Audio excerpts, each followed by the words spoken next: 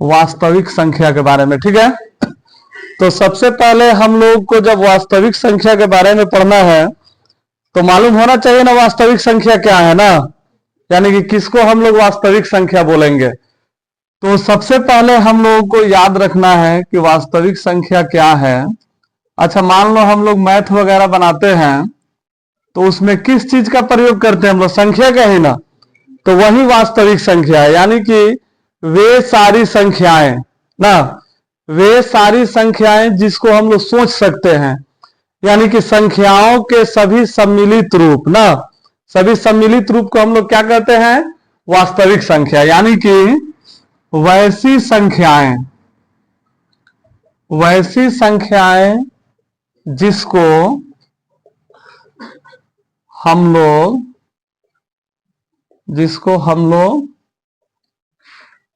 सोच सकते हैं ना, यानी कि जिसको हम लोग सोच सकते हैं, लिख सकते हैं, कल्पना कर सकते हैं, ये सभी संख्याएं क्या कहलाएगा, वास्तविक संख्या ना। यानी कि वास्तविक संख्या हमारा या तो प्लस में हो सकता है, माइनस में हो सकता है, या पूर्णांक में हो सकता है, यही ना सब है, या दशमलव में हो सकता है, या रूट में हो सकता है। जैसे मान लो वास्तविक संख्या हम लोग लिखते हैं 1 2 3, ये सभी क्या है, वास्तविक संख्या। यानी कि ये धनात्मक है, जब प्लस में रहता है तो उसको हम लोग क्या बोलते हैं, धनात्मक, और माइनस में रहेगा तो उसको हम लोग क्या बोलेंगे, ऋणात्मक बोलेंगे। मान लो हम लोग दशमलव में लिखते हैं 0.2 0.03 3.4, ये सभी संख्या क्या है, ये सभी वास्तविक संख्या है।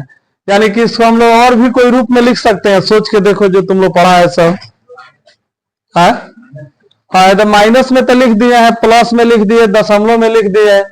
हम लोग चाहे तो ऐसे लिख सकते हैं 1/2 3/3 4/7, तो ये सभी भी क्या है, वास्तविक संख्या। और भी कोई रूप में लिख सकते हैं, रूट में लिख सकते हैं, जैसे यहाँ पे √3 हो गया, √5 हो गया, √6 हो गया, √4 हो गया।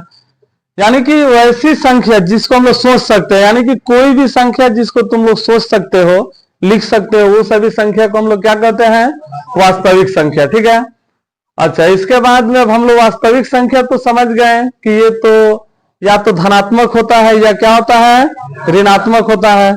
चलो इतना पहले नोट कर लो सब। प्राकृतिक संख्या, ठीक है, प्राकृतिक संख्या हम लोग किसको कहते हैं मालूम होगा तुम लोगों को। हाँ, गिनती की संख्या को हम लोग क्या कहते हैं, प्राकृतिक संख्या। यानी कि जब हम लोग गिनती की संख्या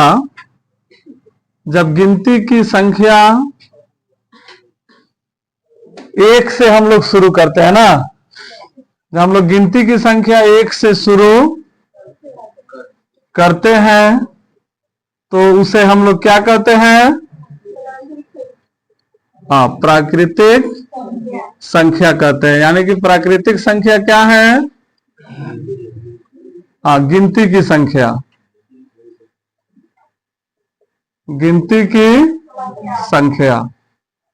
यानी कि जितने भी गिनती की संख्या होगा उसको हम लोग कौन सी संख्या बोलेंगे, प्राकृतिक संख्या। जैसे 1 2 3 4 जितने भी हो ये सभी प्राकृतिक संख्या है। उसके बाद में क्या होता है, पूर्ण संख्या। अब देखो पूर्ण संख्या क्या है, जब गिनती की संख्या हम लोग 0 से शुरू करते हैं ना, जब गिनती की संख्या 0 यानी कि शून्य से शुरू हो तो उसे हम लोग क्या कहेंगे, हाँ, उसे पूर्ण संख्या कहते हैं। देखो तो पूर्ण संख्या है जब हम लोग गिनती की संख्या कितना से शुरू करेंगे, शून्य से, यानी कि 0 से। जैसे हम लोग लिखते हैं यहाँ पे 0 1 2 3, तो ये सभी क्या कहलाएगा, पूर्ण संख्या ना। अच्छा, उसके बाद एक होता है पूर्णांक, जो तुम लोग 7 8 में पढ़ चुका है सब।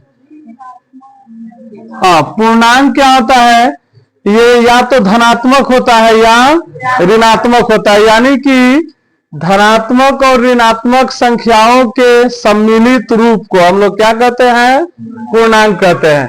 यानी कि पूर्णांक दो प्रकार के हैं, एक होता है धनात्मक, यानी कि धनात्मक हम लोग क्या हो गया प्लस में, और एक होता है ऋणात्मक, यानी कि ऋणात्मक पूर्णांक। ये होता है हम लोगों का, देखो जैसे हम तुम लोग पढ़ा सब ना संख्या रेखा पे जो हम लोग पढ़ते हैं, मालूम है हम लोगों को कि बायां साइड में क्या होता है माइनस में, और दायां साइड में क्या होता है, हाँ। अच्छा एक बात बताओ तुम लोग, अगर हम ऐसे लिखते हैं -4 और -5, दोनों में कौन बड़ा है? नहीं, कौन बड़ा है? हाँ, -4 ही बड़ा है, क्योंकि जब दोनों अगर माइनस में रहेगा तो छोटा वाला ही बड़ा होगा।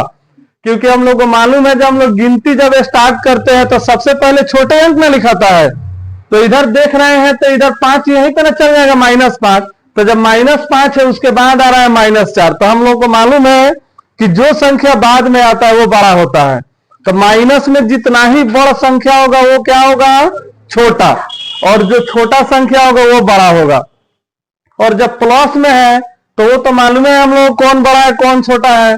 अगर ऐसे पूछ दिया जाए कि 4 और 5 में कौन बड़ा है, तो क्या बताएगा सब? 5 बड़ा है। अच्छा, उसके बाद में अगर ऐसे पूछ दिया जाए 0 और 1 में कौन बड़ा है, 1 बड़ा है। अच्छा, ऐसे रहा अगर -2 और 0 में कौन बड़ा है, हाँ 0 बड़ा है, क्योंकि माइनस का मतलब ही समझना है कि कर्ज में है ना।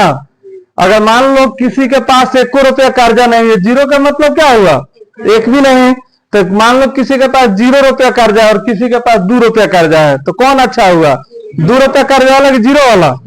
0 वाला सही हुआ, क्योंकि उसके पास कोई कर्जा नहीं है तो वो तो बिल्कुल फ्री रहेगा।